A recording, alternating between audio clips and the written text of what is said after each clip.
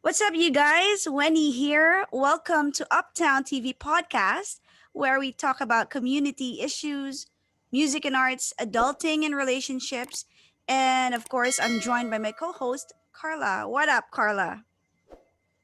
Hey, you guys, Carla here. Welcome to Uptown TV podcast. It's a rainy Saturday today, and it's been a while since we had our last webinar. Wenny, I was checking our Facebook page the other day and I saw our post on mental health, especially with the situation we have. I'd say people's been stressed out with employment, obligations, finances, that sometimes, if everything adds up, will eventually lead to anxiety and depression. That's right, Carla. And that's why I want to ask you what you normally do when you're all stressed out. How do you cope with stress? Kasi to each his own, di ba?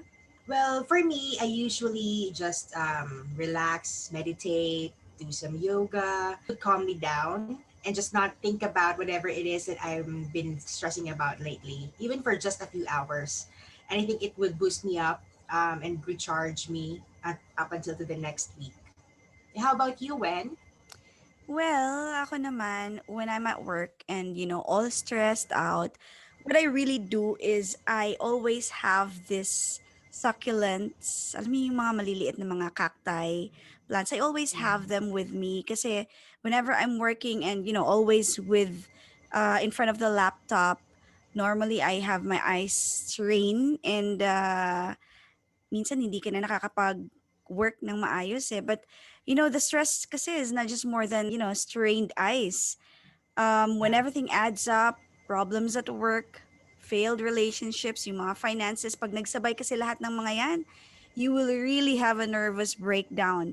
And, sometimes, however strong you are, sometimes you just can't help it eh. And you either fall apart or break or, you're either gonna come up stronger or tougher.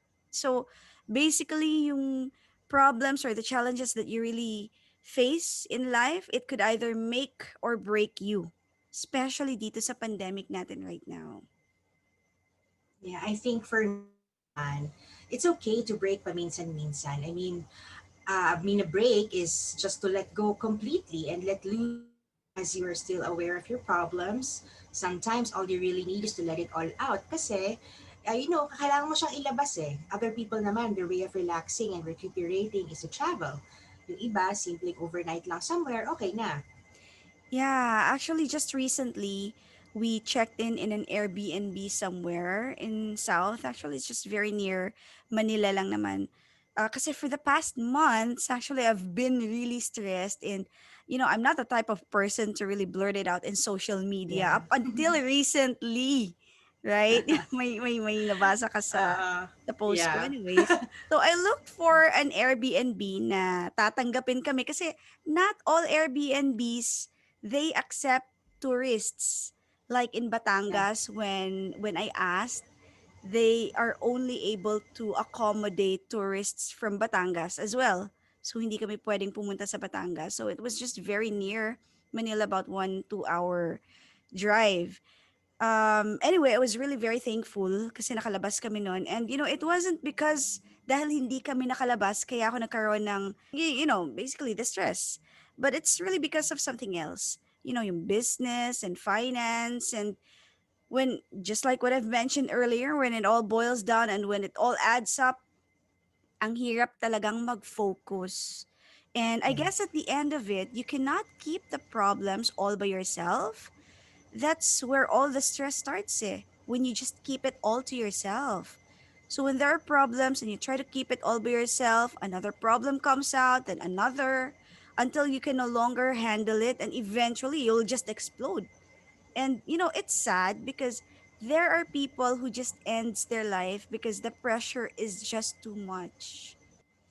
Yeah, kaya it's important that every once in a while, kailangan talaga our body or mind needs time to recuperate and detach from the physical world. And that's where yoga and meditation comes in, or music, or even as simple as hanging out with friends. Kailangan lang may makausap tayong iba and be able to just ask their point of view, other people's perspective about something. And it's healthy when you're able to do that because you feel rejuvenated, you feel refreshed, you feel like your mind was able to rest. And when your mind can rest, your body rests too. And it's a lot easier to collect yourself and get back to your feet knowing you are recharged.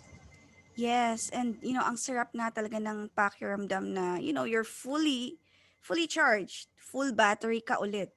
You have this renewed feeling and you know that you're able to face the world and face life's challenges again.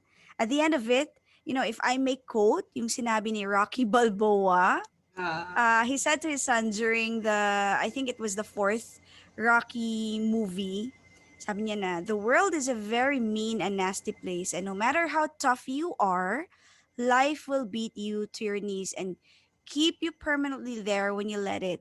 But it ain't about how hard you hit, it's about how hard you can get hit and keep moving forward, and how much you can take and keep moving forward because life isn't sunshine and rainbows. Ang ganda ng sinabi niya about life, no? Oo, grabe. Wow, that's a great way to end our podcast on mental health. You know, mental health is as important as physical well-being. Di pwede pabayaan. It goes hand in hand. At the end of the day, you need to be aware of your priorities as well as your problems and find ways to meet the demand without compromising your health both physically and mentally. Tama, that's right. Hope you learned something from this podcast. Hope you had fun listening to this podcast. And should you have specific topics in mind that you want us to talk about, please message us in our social media handles in Facebook, Instagram, and YouTube at Uptown TV Media. Follow us, like, and subscribe for more informative discussion. Stay tuned for our next episode here in Uptown TV. This is Carla. And this is Wenny saying adios, ciao, goodbye.